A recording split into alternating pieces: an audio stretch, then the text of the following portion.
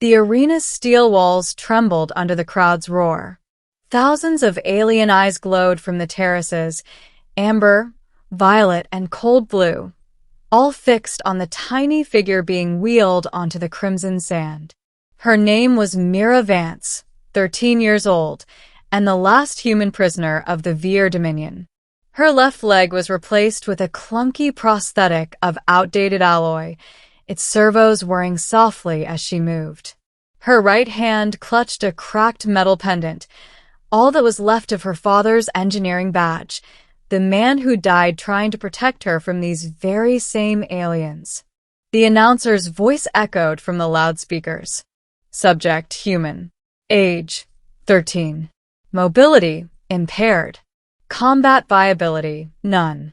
Entertainment factor, uncertain. Laughter rippled through the crowd. Above them, in the shadowed VIP dais, the overlord of Vier leaned forward, his reptilian scales gleaming like oil. "Release the beast," he hissed. "Let the crowd see what happens when fragile creatures defy evolution." A gate clanged open at the far end of the arena. From the darkness beyond, a low, resonant growl rolled across the sand, deep enough to make the air itself tremble. Then it emerged, the Dragon of Arcs, a towering creature of bone and flame, with wings etched in metallic veins and a tail that could tear apart starships. The crowd screamed in ecstasy. Mira didn't move. She couldn't. Her body was trembling, but not from fear, from exhaustion. Weeks of imprisonment, starvation, and mockery had burned fear out of her. All that remained was a cold, steady defiance.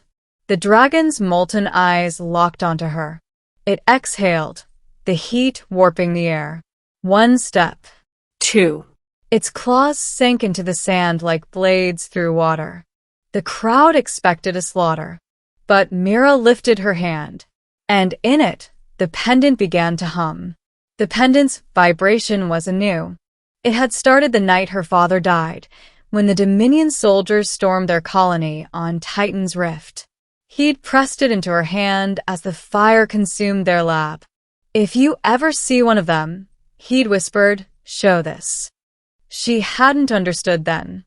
Now, as the dragon halted mid-stride, its head tilting in confusion, she did. Inside the pendant was a signal, a harmonic code, human-engineered decades ago, when humanity first tried to communicate with the dragon species before the Dominion enslaved them. The code had never been forgotten. It was a melody built from their bioluminescent pulse patterns, a language of light and resonance. The dragon blinked. Once. Twice. Then it lowered its head. The arena went silent. Mira rose shakily from her wheelchair, pain shooting through her leg. She took one step forward. Her father's pendant glowed brighter, resonating in sync with the creature's chest. The crowd's cheers turned to murmurs.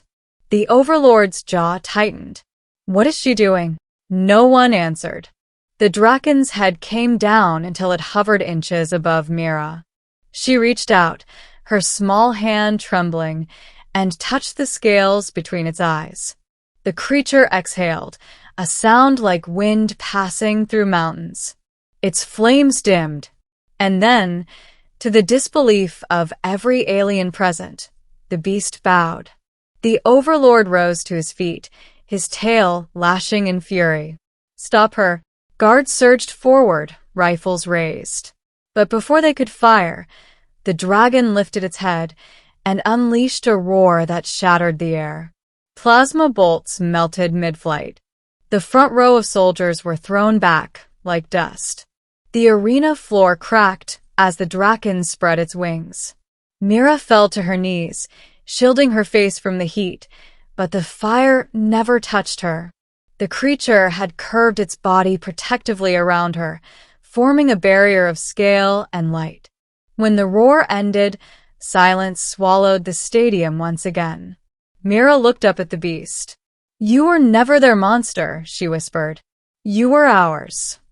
The dragon blinked, its molten gaze softening. Its voice entered her mind, not in words, but in emotion, sorrow, memory, chains. She saw flashes, the Draken homeworld burning under Dominion bombardment, their species enslaved as living weapons, forced to fight for alien entertainment. Her father had known. He'd tried to decode their cries, not as threats, but as songs of grief. And now, through his daughter, that message had reached one who could answer. Above, alarms blared. The Overlord shouted for containment squads, but chaos had already broken loose. Spectators fled as the dragon's wings beat once, twice, sending shockwaves through the arena's shield dome. Mira climbed onto its forearm, clinging to a ridge of bone. "You can understand me, can't you?" A pulse of warmth answered. "Then take me to where they can't hurt anyone anymore." With a single, thunderous leap, the Draken launched upward, smashing through the dome's energy barrier. Molten shards rained down as the beast soared into the polluted sky. Dominion fighters scrambled after them, their engines screaming. Mira held tight as the wind ripped at her coat. Her prosthetic legs sparked, its servo motors straining against the pressure. Below, the city's lights stretched to infinity, a lattice of steel and cruelty. Above, the clouds parted, revealing the pale curve of fierce twin moons. She turned toward the dragon's massive neck. "We can't fight them all." The response came as an image, a cavern deep beneath the planet's crust, filled with chained dragons. A prison, a forge, a birthplace of pain. Myra's eyes widened. "You want to free them?" The dragon roared, and the sky itself seemed to crack. They descended hours later, far from the city, to the Foundry of Ashes, where hundreds of draken were bound in cages of plasma, their life force drained to power Dominion weapons. Mira felt her heart twist. The air was thick with their suffering, their scales dull, their breaths shallow. The draken carrying her, the one she'd touched in the arena, landed hard, shaking the ground. Guards rushed out, shouting, firing energy lances. None reached her. The freed dragon swept its tail, smashing turrets and fuel towers like they were made of paper. Mira limped toward the main control tower, clutching her pendant. Every light flickered as she approached. The pendant pulsed faster, syncing with the dragon's biosignatures. She connected it to the central console, and data flooded the system. Draken link detected. Override protocol. Human origin authorized. The machines recognized her father's encryption key. She triggered the release. The cages exploded open one by one, unleashing an ocean of fire and light. Dragon screamed, not in rage, but in relief.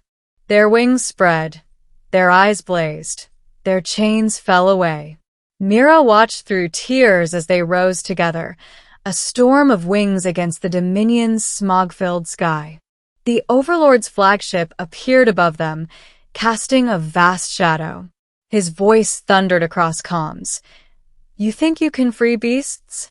You've doomed yourself, child." Mira climbed atop her dragon again, the one she'd freed first, the one who now guarded her like kin. "You don't understand," she whispered into the comms, her voice steady. "They were never your beasts." The fleet opened fire. Plasma cascaded downward.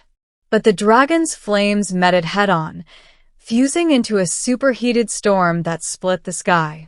One by one, Dominion ships faltered, systems failing under the electromagnetic surge from the freed dragon. In moments, the flagship was the only one left. Myra's dragon climbed, faster than sound, its wings glowing white-hot.